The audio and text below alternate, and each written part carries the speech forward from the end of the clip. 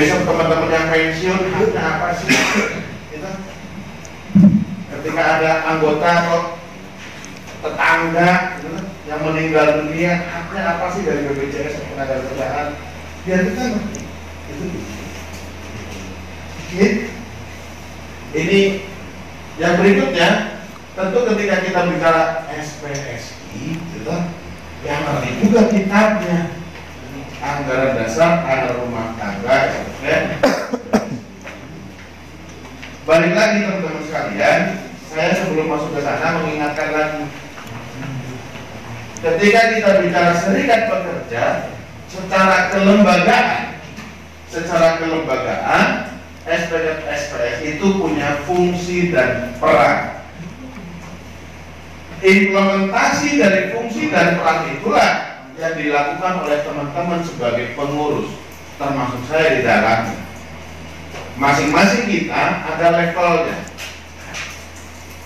Pimpinan pusat tugasnya apa, pimpinan daerah tugasnya apa, pimpinan cabang tugasnya apa, pimpinan unit kerja tugasnya apa.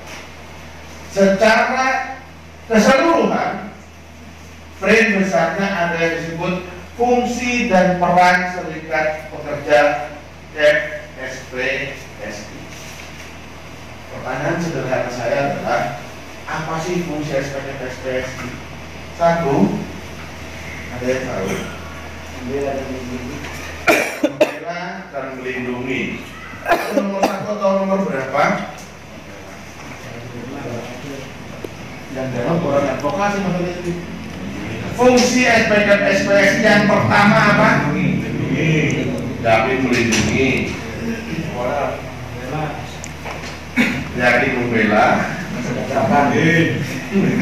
Tadi kan persepsi yang saya bilang ART. Kalau persepsinya Undang-Undang 21 2000, fungsi dan peran serikat pekerja ada berapa? Satu, menurut Undang-Undang 21 2000, melindungi, membela, pemilikan saham, terus perencana, pelaksana, penanggung jawab, pemogokan. Itu fungsi serikat pekerja. Teman-teman buka pasal 4 Undang-Undang 21 2000. Melindungi, membela, meningkatkan kesejahteraan, memperjuangkan kepemilikan saham, kemudian perencana, pelaksana, penanggung jawab, pemogokan. Oke. Persepsinya 21 2000. Persepsi serikat pekerja, fungsi serikat pekerja sebagai SPSI, satu, lembaga aspirasi. Tugas serikat pekerja adalah lembaga aspirasi. Kawan-kawan di tingkat unit kerja, tugas fungsi peran pertamanya adalah lembaga aspirasi. PJ ya sama, hanya beda tingkatan, tentu aspirasinya berbeda. Dalam artian, kalau di PUK, tugas teman-teman atasi aspirasi dari anggota.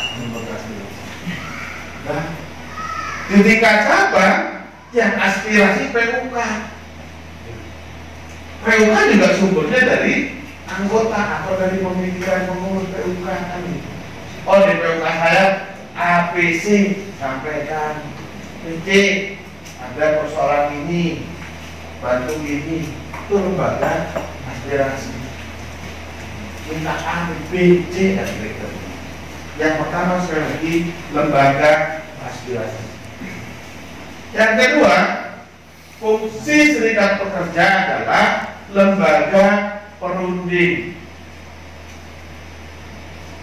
Kehendak anggota tadi, kehendak PUK tadi, kehendak PC, kehendak PD, masing-masing tidak ada kehendaknya, dirundingkan lembaga perunding. Kalau PUK ya rundingnya sama perusahaan, sama pengusaha. Kalau di tingkat cabang, bikin dong Perda Kabupaten Berau nomor 8 2000 berapa tuh? 18 atau 15 Perda Tenaga Kerja Kabupaten Berau. Ada pernah baca? Tuh kan? Tinggal di Kabupaten Berau, ya, perusahaannya di Kabupaten Berau, Perda nomor 8 aja belum pernah baca. Iya coba. Tenaga kerja Kabupaten Berau.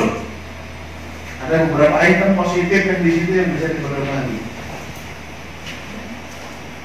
Jadi yang kedua, balik lagi, lembaga perunding. Tugas teman-teman itu terhadap aspirasi itu dirundingkan, tentu selarasan dengan levelnya. Di sini juga kelihatan nih, didaftar, yang ini dulu ya.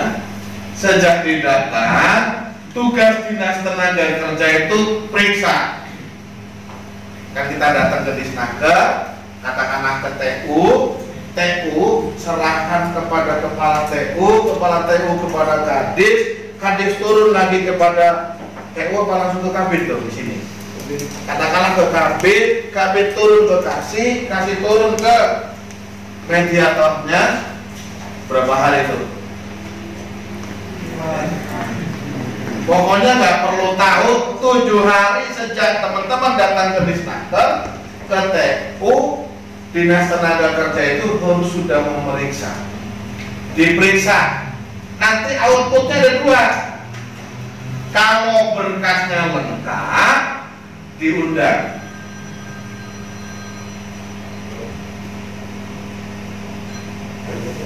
Kalau itu sudah musim materi itu, belajar apa?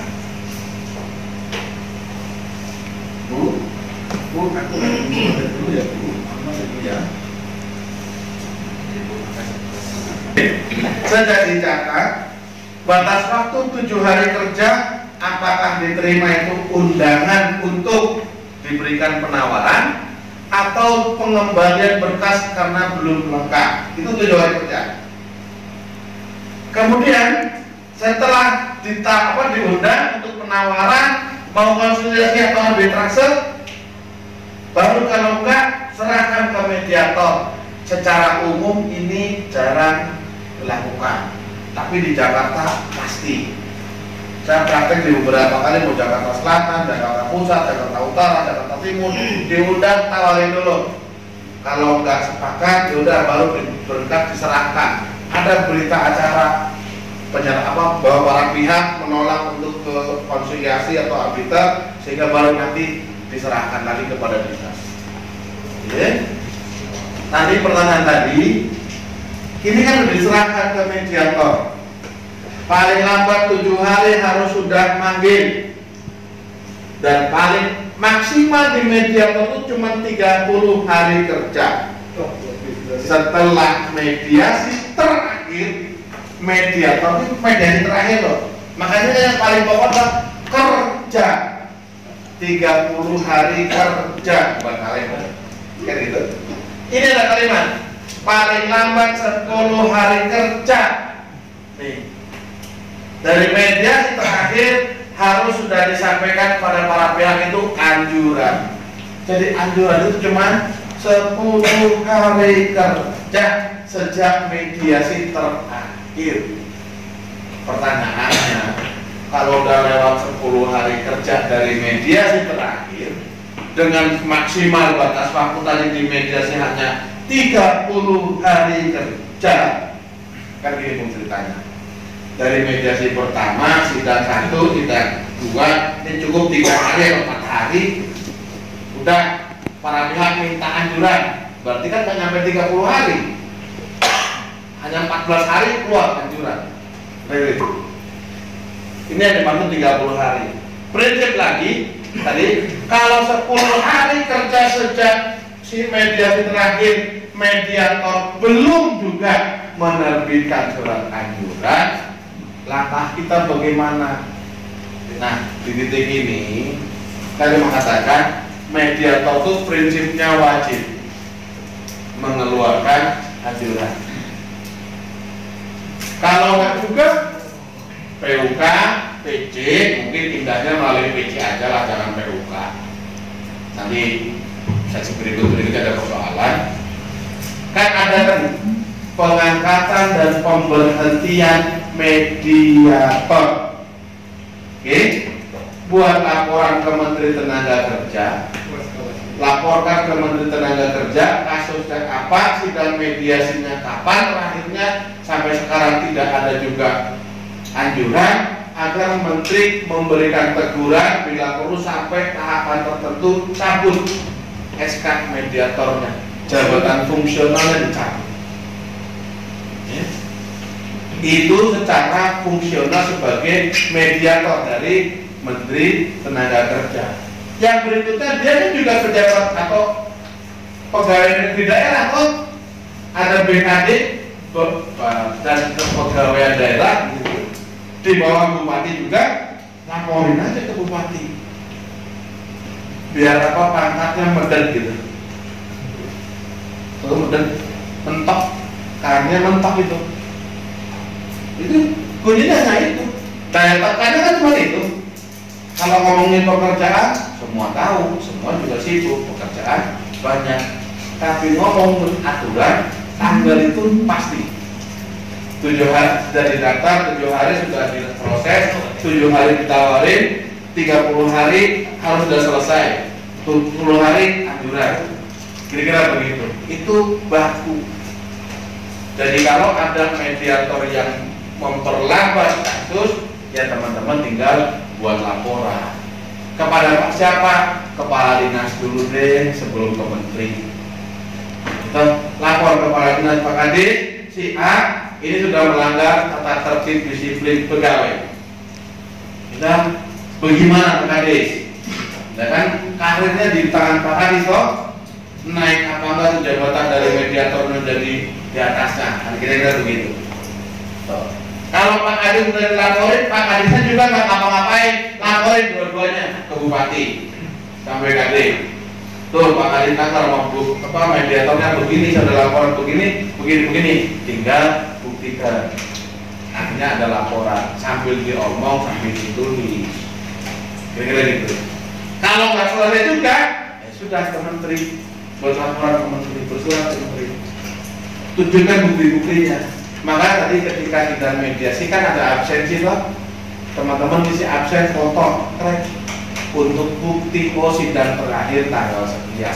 Berarti 10 hari kerja setelah itu selesai.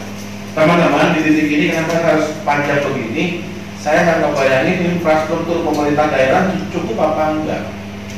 Misalnya mediatornya ada berapa, kasus munculnya berapa, dia difasilitasi alat apa enggak? Kalau nggak difasilitasi peralatan ya wajar juga kalau ternyata kemudian berpanjang-panjang. Nggak ada komputer ya wajar. Atau komputernya sih ada satu untuk bertiga wajar kalau panjang-panjang. Jadi di mana yang harus kita perbaiki kira-kira gitu. Tapi kalau itu udah fasilitasnya ada, infrastrukturnya ada, lama-lama kita lebih dari 10 hari kerja, ya itu memang orangnya. Kira-kira begitu. Clear?